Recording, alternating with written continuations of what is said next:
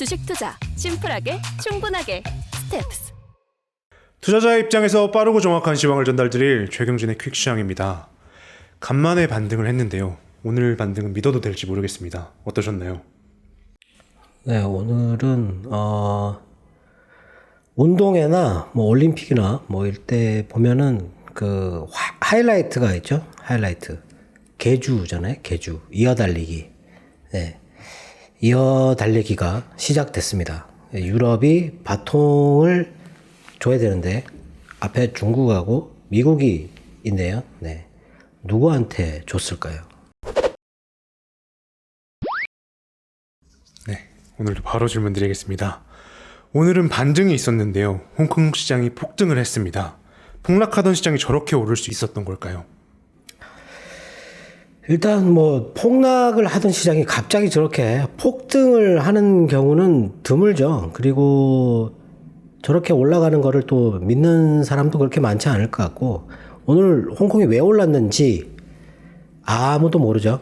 네, 아무도 모를 것 같은데, 저도 모릅니다. 네, 모르는데, 네, 하여튼 뭐 그렇게 오를 수 있다라는 거고, 너무 많이 올랐죠. 지수가 하루에 10%씩 이렇게 오른다라는 거는, 일단 유럽이 8% 정도 올랐고 3월 10일 날, 오늘 지금 이제 홍콩이 오늘 워낙 폭락을 심하게 했기 때문에 오늘 오른 게 뭐 사실 그렇게 크게 와닿지는 않겠지만, 뭐 유럽도 마찬가지로 이번 달에 14%나 폭락했다가 7, 8% 이렇게 회복하면서 이게 반등이 이어지고 있는 상태인데, 아마 홍콩도 그렇게 될 수도 있어요. 네.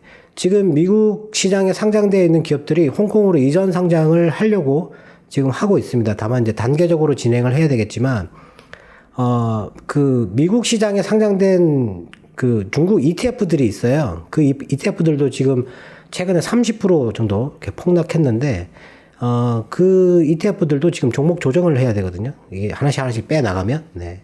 하여튼 뭐 그런 과정에 있다. 근데 오늘 폭등은 중국이 작정하고 샀다, 이렇게 보시면 될 것 같습니다. 일단 2시 넘어서, 오전에는 그 아침에 시작할 때는 상해가 살짝 올랐다가 한 1% 정도 올랐다가 다시 빠졌어요. 다시 밀려가지고 별로 안 좋다. 왜냐면 그때 주택가격 지수가 발표가 됐는데 하락으로 나왔거든요. 네, 그래서 아직 뭐 둔하다. 지금 중국 경기를 살리려고 하는 의지가 보이지 않는다. 뭐 하여튼 이런 식의 그런 해석이 있었던 것 같은데, 점심시간이 지나고 나서 2시 10분부터 뛰기 시작했어요, 홍콩은. 그리고 나스닥 선물은 그 이후부터 뛰기 시작했는데, 상승이 지금 계속 지속되고 있죠. 네. 유럽 시장이 급등할 때도, 폭등할 때도 뭔가 바닥이다라는 확신이 있었지 않았을까 싶은데, 지금도 중국 시장도 마찬가지로, 네. 아주 큰 손이 들어왔다라는 겁니다. 큰 손이. 예. 누구냐? 중국이라는 거죠. 네. 오늘 중국 그 국제기관에서 지금 이 중국 시장이 폭락하는 게 상당히 심각하다. 이게 실물 경제에 영향을 줄 정도이다. 그리고 이게 빠지는 이유는 미국과 중국 간의 대결, 뭐 그런 거 하고, 그리고 외국인의 악의적인 매도 때문이다라고 얘기를 했어요. 네. 그래서 그 사람이 연기금과 국부펀드를 동원해가지고 매수에 나서야 한다라고 주장을 했거든요. 오늘 그 글이 나오고 나서 오전에 나왔어요. 오전에 나왔는데 2시에 뛰기 시작했다라는 거죠. 그게 가장 유력하지 않을까 싶습니다. 지금 현재로서는. 네. 중국의 큰 그 기금들이 매수에 나서지 않았을까. 이게 폭락하게 되면 주식시장이라는 게, 예전에도 우리나라도 마찬가지로 우리나라에 주로 드라마나 영화에 등장하는 게 3초원, 문제를 많이 일으키는 3초원은 항상 주식으로 재산을 다 말아먹은 그런 사람이 꼭 나오잖아요. 네. 이제는 그런 인식을 좀 벗어나야 되는데, 주식이 빠지면 자산 가치가 빠지는 게 이게 실물 경제에 타격을 줄 정도로 아주 중요한 사안이라는 얘기죠. 단지 그냥 투기해서 돈 날리고 하는 그런 게 아니고, 이제 우리나라도 이제 그런 인식이 좀 많이 퍼지고 있는 상태이긴 한데, 그 사람이 지적했듯이 지금 현재 주식 가격은 중국 경제에 상당히 심각한 충격을 줄 수 있다라고 얘기를 한 게 아마 이게 좀 기폭제 역할을 하지 않았을까 싶습니다. 네. 일단 뭐 뉴스를 보면 홍콩이 오를 일은 없습니다, 오늘. 네. 어제 유럽의 1월 산업 생산 나왔는데 월간으로 제로가 나왔어요. 네, 이전은 1.3이었고 전망이 0.1이었는데 그것보다도 더 낮았다. 연간으로는 마이너스 1.3이었고 유럽의 3월 그 경제 심리가 마이너스 38.7이 나왔어요. 네, 3월 달, 이달. 네, 이게 이전치가 48.6이었거든요. 48.6에 있던 게 마이너스 38로 떨어졌다는 거죠. 전망이 그래도 10이었어요. 10. 예, 경제 심리가 유럽 경제 심리가 매우 안 좋다라는 거죠. 독일 같은 경우는 경제 심리라기보다는 현 상황에 대한 그런 판단 지수가 있었는데 이게 마이너스 21.4가 나왔어요. 이전은 마이너스 8이었고 전망은 마이너스 22 정도였는데 그보다 더 나쁘게 나왔다. 그리고 미국의 2월 생산자 물가가 있었는데 이게 월간으로 0.6%였어요. 전망이 1.3%였는데 반토막으로 나왔다라는 겁니다. 네. 생산자 물가가. 유가가 뛰었는데 근데 2월 달 유가는 90달러 정도 선이었죠. 80달러에서 90달러 정도. 그 정도 선이었거든요. 그게 높은 거였어요. 그런데도 불구하고 생산자 물가가 떨어졌다라는 겁니다. 네. 떨어졌다기보다는 상승폭이 전망치보다 낮았다라는 거죠. 네. 그리고 2월 근원 개인 소비 지출 물가 이게 월간으로 0.2%, 전망이 0.6%였는데 연간으로는 8.4%였어요. 네. 그리고 3월 뉴욕 엠파이어 스테이트 제조업 지표가 마이너스 11.8. 이게 이전치가 3.1이었고 이번에는 7로 오를 거라고 전망을 했는데 마이너스 11이 나왔어요. 3월 달. 네. 지표가 상당히 안 좋게 나왔죠. 지금 생산자 물가 지수 빼고는 제조업 활동이 많이 줄었다라는 거잖아요. 그리고 미국의 1월 장기 자본 흐름 이게 증가가 588억 달러인데 총 자본 흐름은 2,942억 달러예요. 근데 이게 이제 이전이 마이너스 538억 달러였거든요. 네. 장기 자본 흐름이 크게 증가를 했다라는 거죠. 근데 외국인 채권 투자가 744억 달러가 나왔는데 이게 이전이 442억 달러였어요. 300억 달러 정도 외국인이 미국 채권을 300억 달러 정도로 샀다라는 거죠. 네. 1월 달에. 그리고 그 중국의 2월 신규 주택 가격이 마이너스 0.13%. 주요 70개 도시에서 가격을 그냥 통계국이 그냥 뭐 통합된 지수로 발표하는 게 아닌데 블룸버그에서 이제 이렇게 그걸로 조합을 해가지고 만드는 게 하여튼 뭐 그렇게 떨어졌다. 그리고 우리나라의 2월 자동차 생산 대수가 나왔는데 26만 4천 대 정도 되는데 2019년도 2월 달에 25만 7천 대 정도였어요. 그러니까 2019년도 2월 달 수치를 넘었어요. 예. 그렇다고 그러면 지금 자동차 생산이 반도체 부족 때문에 잘 안 되고 있다. 이런 건 아니잖아요, 지금, 현재? 네. 하여튼 뭐 그런 그 수치가 좀 의외로 나왔다. 그리고 이제 그 해외 뉴스를 보면 우크라이나의 폴란드, 체코, 슬로베니아 총리가 기차를 타고 수도 키이우에 갔어요. 네. 전쟁 포탄이 떨어지고 있는데, 정말 대단한 일이죠. 네. 기차를 타고, 네. 만났어요. 만나가지고 회담을 했고 유럽의 전폭적인 지지를 알렸다. 뭐 이런 얘기가 있었고요. 그리고 그 우크라이나 대통령이 유럽 그 합동 원정군 회의 거기서 화상회의에 참석해가지고 나토 가입이 불가능하다라는 걸 알고 있다라고 얘기를 했어요. 네. 그래서 아마 이제 이런 게 어제는 조금 긍정적으로 작용을 하지 않았을까. 네. 그럼 이제 러시아와의 협상에서 일단 나토 가입을 안 한다라고 할 수 있잖아요. 네. 그리고 러시아가 중국에다가 지원 요청한 게 무슨 품목을 지원 요청을 했느냐? 전쟁 전에 무장 드론을 요청을 했다고 합니다. 근데 그걸 아직 안 줬다라고 얘기를 하긴 하는데 무장 드론하고 최근에는 전투 식량을 요청을 했다라고 했습니다. 식량 보급이 제대로 안 되고 있다라는 거죠. 이 전쟁을 하면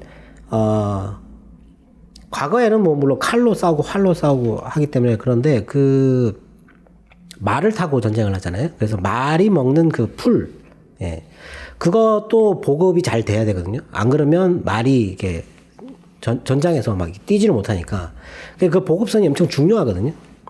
예. 예전에 뭐 삼국지에 보면 그 유비가 아주 길게 700리에 이르는 전선을 이렇게 펼치는 예, 그 보급이 안 된다라는 질 수밖에 없었다. 뭐 하여튼 그런 얘기도 있는데 하여튼 이 전투식량 요청을 했다라는 거. 예. 지금 이게 먹는 게 안 된다라는 게 이게 엄청 심각한 겁니다. 전쟁하는데. 예.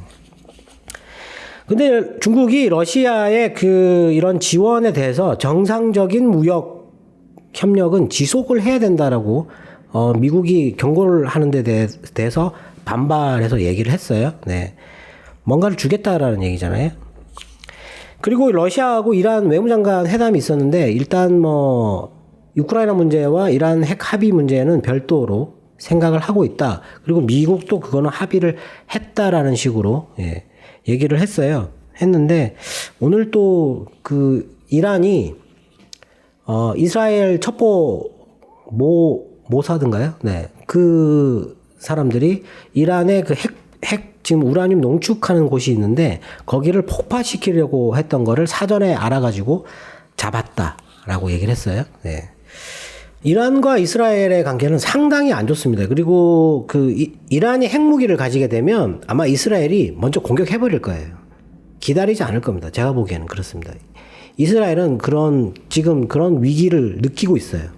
그래서 이 핵 합의를 반대를 하는 거거든요. 예, 상당히 강경하게 반대를 하고 있는데 될지 안 될지 모르죠. 뭐 이런 뭐 폭파 지금 계속 이스라엘이 이란 그 핵 발전이나 그런 핵무기 관련된 그거를 막으려고 작전을 많이 쓰고 있어요. 예, 그런 뉴스들이 간간히 보이거든요. 그리고 나토 사무총장이 러시아가 화학무기를 사용할 것 같다. 그 가짜 깃발 작전, 폴스 플래거라고 저쪽에서 먼저 공격했다. 그래서 우리도 공격한다라는 식으로 예. 이번에 뭐 우크라이나 침공하기 전에도 먼저 대포를 쐈다. 그래서 뭐 이쪽 국경에 있는 초소가 파괴됐다. 그러고 나서 들어갔잖아요. 네. 뭐 하여튼 그런 건데 그런 거를 할 것 같다라고 계속 우려를 얘기를 하고 있어요. 예. 핵무기 아니면 화학무기.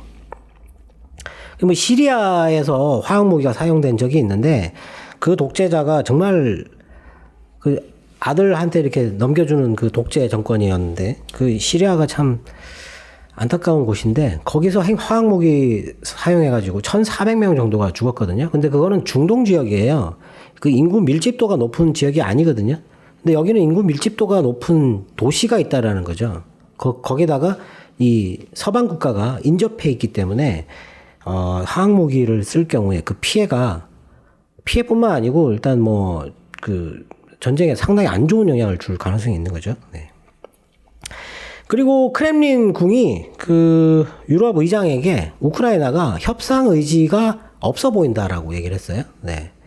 나토 가입이 안 될 것 같다고 얘기를 하는데도 불구하고 협상 의지가 없어 보인다 이렇게 주장하고 있고 그리고 사우디가 지금 시진핑을 초빙을 해가지고 환영 행사를 할 것 같다 뭐 이런 얘기가 있었는데 과거 트럼프가 방문할 때와 같은 그렇게 성대하게 지금 준비를 하고 있다. 이런 얘기를 했어요. 근데 그 기사를 쓴 사람은 사우디가 미군이 아프가니스탄에서 철수한 거에 대해서 상당히 큰 충격을 받았다라고 했어요. 예. 그 미군이 그때 터키에 지금 그 쿠르드족이 있거든요. 그 종족을 배신을 했잖아요. 그때 미 국방장관이 트럼프가 그때 버려버렸어요. 그래가지고 그때 국방장관이 사임을 했거든요. 네. 미군이 동맹을 버리면 안 된다 이렇게 얘기를 했었는데 아프가니스탄에서 철수를 해버렸잖아요. 뭐 오늘도 뉴스 나왔지만 지금 아프가니스탄은 지금 2,300만 명이 아사 위기다 이런 얘기를 하고 있어요. 네. 탈레반 정권이라서 지원해줄 수 없다. 뭐 하여튼 이런 식으로 지금 그쪽에 많은 사람들이 굶어 죽고 있다 이렇게 얘기하고 있는데 사우디가 거기에 충격을 받고 중국에 붙으려고 한다는 거죠. 문제는 이게 아주 심각한 건데 지금 사우디가 하루에 원유를 600만 배럴 이상 생산을 하는 나라인데 이 나라가 이 원유 결제 대금으로 위안화를 사용할 수도 있다라는 식으로 얘기를 했다라는 거죠. 만일에 사우디가 달러를 버리고 위안화를 선택을 하게 되면 전쟁이 일어나는 겁니다. 전쟁이 일어나는 거예요. 그렇게 되면 진짜 사우디는 큰일 날 수도 있어요. 네. 하여튼 뭐 그 가능성이 없다라는 주장하고 가능성이 있다라는 주장을 하고 있는데 당장에 발생할 문제는 아니겠지만 지금 중국한테는 엄청나게 큰 기회인 거죠. 예. 사우디가 자기들 편을 쪽으로 온다면 지금 아랍에미레이트도 지금 중국 비행기를 샀잖아요. 중국 쪽으로 붙으려고 하는. 지금 중동 지역에 있는 국가들이 미국이 동맹을 배신하는 나라다라는 그런 인식을 하고 있다. 상당히 위험한 거죠. 예. 그리고 오페크가 우크라이나 사태 때문에 경기가 침체가 될 거라서 원유 수요가 감소할 것 같다 이런 얘기를 했어요. 네. 증산을 안 하는 변명을 대는 거죠. 네. 그리고 조금 전에 나왔던 뭐 뉴스는 러시아가 지금 전국적으로 지원군을 모집하고 있다. 지금 전투 병력이 부족해가지고 전국적으로 지원병을 모집하고 있다. 근데 그 뉴스가 계속 러시아에서 사람들이 떠나는 네, 뭐 핀란드로 기차 타고 가고 뭐 이게 국경지대 비자 없이 넘어갈 수 있는 나라들 인접 국가들로 많이 넘어가고 있다 이런 뉴스들이 많이 나오고 있는데 지원군을 모집을 한다라는 거지. 근데 러시아도 지금 그 국민들 중에서 이 Z 표시가 된 거를 막 달고 이렇게 하는 사람들이 있거든요. 네. 어딜 가나 그렇게 극우에 그 좀 정신이 나간 사람들이 많이 있어요. 하여튼. 이게 지금 협상을 하고 있는데 지원군을 모집하고 있다. 이게 뭐 뉴스가 또 그렇죠. 그리고 인도가 밀 수출을 증대할 거다. 이 수출하는 그 뭐 이런 규제 같은 걸 풀어가지고 빠르게 지금 장악력을 키우려고 한다. 이런 얘기를 했고 이번 기회에 러시아 원유를 싼 값에 사려고 한다. 지금 왜냐하면 이 스위프트 제재 때문에 러시아 원유를 아무도 안 사거든요, 요즘에는. 근데 그렇게 하니까 가격이 떨어지겠죠? 예. 그러니까 중국도 러시아 원유를 싸게 지금 사는 그런 기회가 있는 거고, 인도도 지금 그렇게 하려고 하는 겁니다. 예. 자국의 이익을 위해서 이런 거를 기회를 활용하는 그런 나라들이 역사적으로 보면 꼭 있어요. 예. 정말 나쁜 거죠. 예. 하여튼 뭐 자기 나라를 위해서 하여튼 뭐 그렇게 한다고 하니까. 네. 그리고 OECD 그 G20 작년 4분기 성장률이 3분기 성장률보다 매우 강력했다. 네. 거의 뭐 3분기보다 거의 2배씩 이렇게 뛰는 그런 강한 경제 성장을 보였는데 지금 현재 1분기에 완전히 부서졌다, 망가졌다라는 거죠. 네. 그리고 베트남이 그 13개국에 대해서 무비자 입국 요거를 2년 만에 재개한다라고 얘기를 했어요. 우리나라도 포함이 되어 있는데 하여튼 뭐 이것 때문에 지금 항공주하고 리오프닝 주들이 또 오르는 거죠. 네. 뭐 이런 뉴스를 보면 홍콩이 오를 일이 없잖아요. 네. 갑자기 10%나 그렇게 급락하다가 그리고 낙인 지수에 거의 근접했는데 낙인된 거는 거의 없어요. 많이 없거든요. 근데 거의 근접해가지고 매도가 엄청나게 거의 지금 우리나라 ELS 중에서 홍콩 ELS가 18조 정도 된다고 뉴스가 있었는데, 예. 매도가 상당히 강했을 텐데 뚫고 올라갔다라는 거죠. 큰 손이 들어왔다라는 겁니다. 예. 중국이 먼저 달리기 시작했습니다. 네. 많은 전문가들에 따르면 이번 연준회의는 기대할 것이 없다라고 합니다. 위험 지표가 계속 위험을 알리고 있는데 연관이 있을까요? 네, 오늘 그 테드 스프레드가 0.5를 넘었어요. 네. 근데 2020년도 3월 9일 날 그때 이제 시장이 폭락하기 시작하는데 코로나 때문에 폭락하기 시작하는데 그때가 테드 스프레드가 0.5 밑에 있었거든요. 예. 물론 이렇게 가파르게 올라가고 있는 중이었는데 밑에 있었어요. 근데 테드가 그렇게 올라가게 되면 시장이 먼저 반응을 합니다. 근데 지금 지금 계속 올라가고 있잖아요. 제가 0.2에서 0.3 얘기했고 0.4 얘기하고 그리고 0.5 계속 올라가고 있는 거거든요. 가파르게 올라가고 있어요. 이렇게 되면 시장이 원래 폭락을 해야 되는 거거든요. 이 지표는 그 금융위기 때 이 지표를 보고 위험을 회피하는 사람들이 워낙 많아가지고 위험 지표로 상당히 곽강을 받는 건데 이게 지금 이렇게 가파르게 올라가는데 지수가 폭등하고 있다. 이해가 안 되는 거죠. 예. 근데 가만히 보면 위험 지표가 어떤 방향성을 동일하게 지목을 하고 있어야 되는데 그렇지가 않다라는 겁니다. 어제도 갑자기 그런 걸 봤는데 오늘도 지금 엔화가 118엔이에요. 엔화가. 예. 우리가 흔히 이제 뉴스에 보면 뭐 위험 회피 자산 엔화, 엔화가 강세를 띠면은 뭐 위험하다 뭐 이런 식으로 뭐 얘기를 많이 하는데 뭐 그거는 아니지만 그래도 지금 엔화가 118엔이라는 거, 달러가 지금 달러 인덱스가 99인데 예, 우리나라 환율은 1240원인데 엔화가 118엔이다. 의외인 거잖아요. 네, 이런 것도 그렇고 그리고 어제 제가 지금 현재 이 유럽과 미국이 왜 따로 가느냐 이거를 알아야 되는데 그걸 알 수 있는 힌트가 없다라고 말씀을 드렸는데 좀 생각을 해봤어요. 근데 지금 연준 얘기를 하고 있는데 연준이 금리 결정을 하는 데 대해서 지금 상당히 부정적인 의견이 많아요. 예. 부정적인 의견이 많고 그렇게 생각하는 사람들도 많은 것 같은데 연준이 시장을 조작할 수 있는 방법이 몇 개가 있거든요. 드러나지 않게. 근데 그게 나는 게 있어요. 드러나는 그걸 보고 큰 돈들이 움직이는 경우가 있거든요. 그게 이제 주로 쓰는 게 뭐냐면 금리를 조정을 하는 건데, 금리를 올리고 내리고 하는 그런 거 말고 시장에서 채권을 가지고 사고 팔고 이렇게 해가지고 금리를 조정하는 그런 게 있어요. 그러니까 물가 연동 국채를 가지고 최근 2020년도인가요? 물가가 오르지 못하게 막을 때 물가 연동 국채를 계속 사가지고 기대 인플레이션을 계속 끌어내렸어요.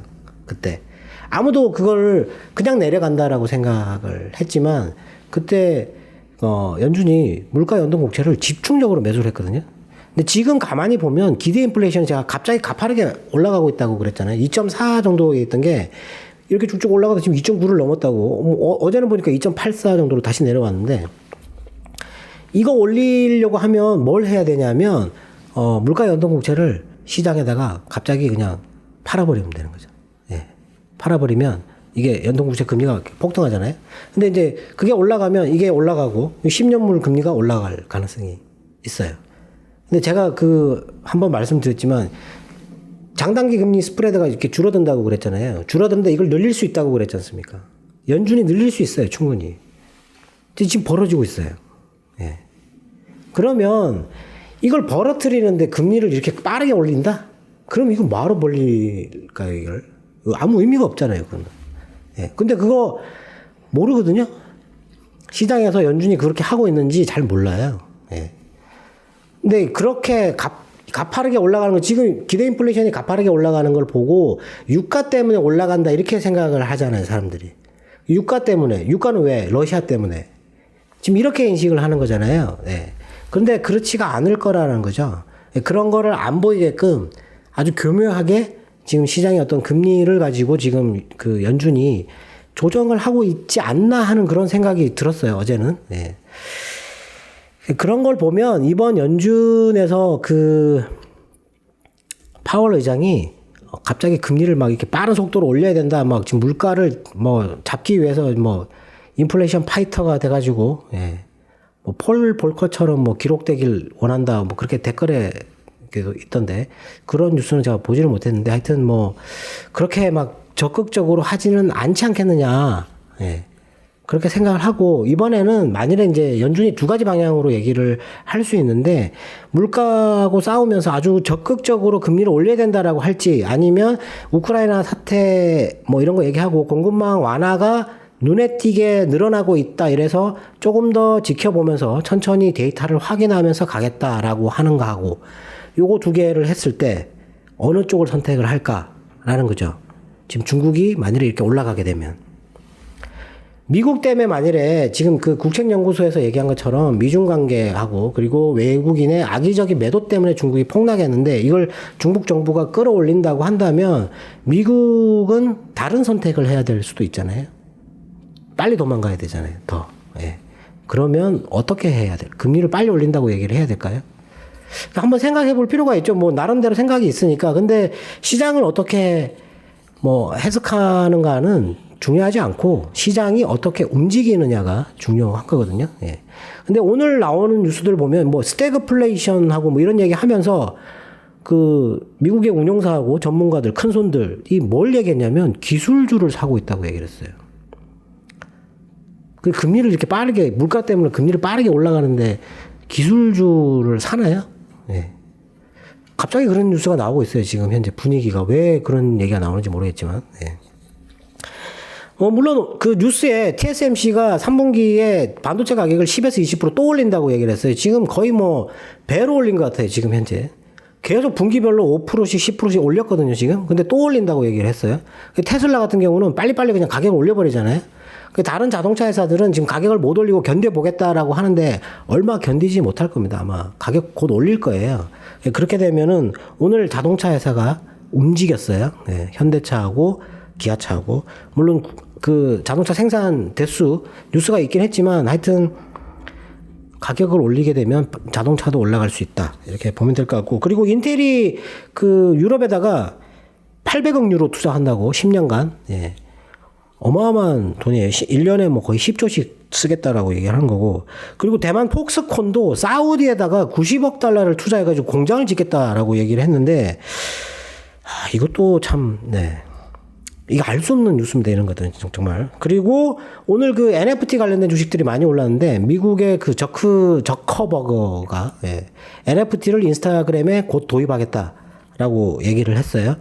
그 지금 뭐 이렇게 무역이나 수출이나 수입이나 이런 거 문제에서 가장 자유로운 게 소프트웨어거든요. 그래서 저는 소프트웨어를 봐야 된다라고 생각을 했는데, 최근에 소프트웨어들이 뭐 VFX 주식들도 지금 위지윅 스튜디오 같은 경우는 지금 많이 올라가고 있는 상태고, 바이브 컴퍼니도 오르고 있고, 알테라 뭐 이런 것도 오르고 있고 올라가고 있는데, 오늘 뭐 한글과 컴퓨터, 한컴 MDS 뭐 이런 것들 다 따라가고 있는 거죠. 네. 지켜볼 필요가 있다. 그리고 삼성 SDS도 주주총회에서 그 클라우드하고 물류 이쪽에 집중하겠다 얘기를 했어요. 네. 뭔가 성과를 낼 때가 됐는데. 네. 그리고 연준 그 부의장으로 지명됐던 레스킨이 사퇴를 했어요. 네. 민주당의 뭐 한 표 때문에 사퇴했다 뭐 이런 얘기를 했는데, 하여튼 뭐 이 사람이 안 되면 그래도 조금 도움은 되지 않을까 싶거든요. 네. 전체적으로 지금 유럽이 먼저 올랐고, 그리고 오늘 중국이 폭락하다가 갑작스럽게 폭등이 시작됐다. 근데 중국 시장은 미국이 컨트롤할 수 있는 부분이 외부적인 압력을 넣는 것 외에는 없다라는 거죠.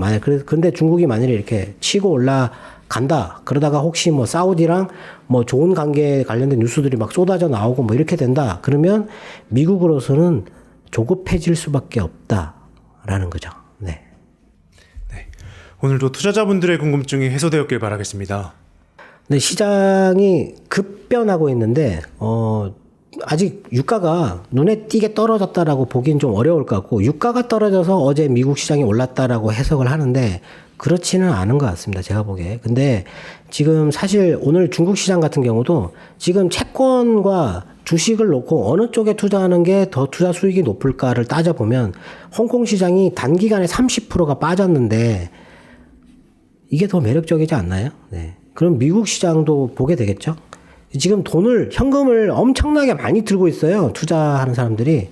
그 사람들이 과연 뭘 선택할까? 지켜보도록 하겠습니다. 네. 지금까지 최경진의 퀵시황이었습니다. 감사합니다.